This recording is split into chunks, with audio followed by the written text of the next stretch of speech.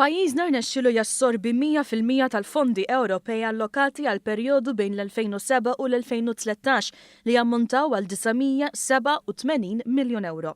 Din kienet deskritta bħala kisba sinifikanti mid-deputat Prim Ministru Louis Grech li fakkar kif 4 snin ilu il-Gvern sab sitwazzjoni fejn kienu laħqu ntużaw biss 30% tal-fondi Ewropej allokati Malta.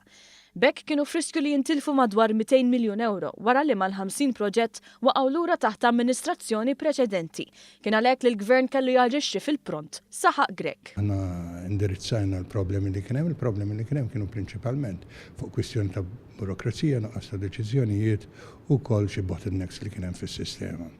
Aħna rajna li nieħdu miżuri biex id-deċiżjonijiet jitħaffu, biex isiru iktar malajr, biex ikun hemm ukoll nuqqas ta' burokrazija, allura l-bottlenecks jispiċċawlek, żammejna mad-deadlines u wkoll poġġejna sforzi enormi u wkoll dan dovut anke għan-nies li kienu qed jaħdmu fuq il-proġetti li taw semhom kompletament.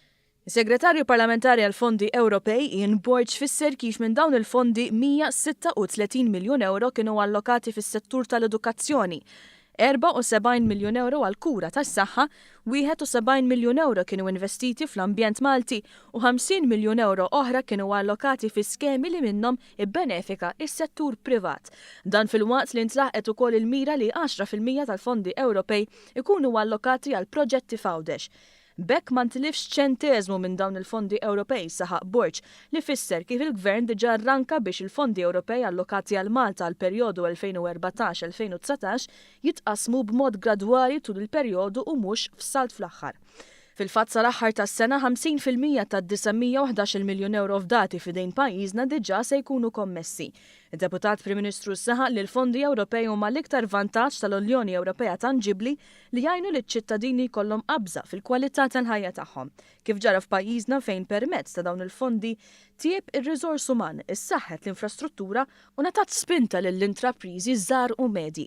Grech rimarka kif ir-riżultat huwa sostanzjalment tajjeb meta wieħed iqis li l-medja mhux uffiċjali fl-Ewropa tar-rata tas-sorbiment tal-fondi Ewropej kienet ta' 85%.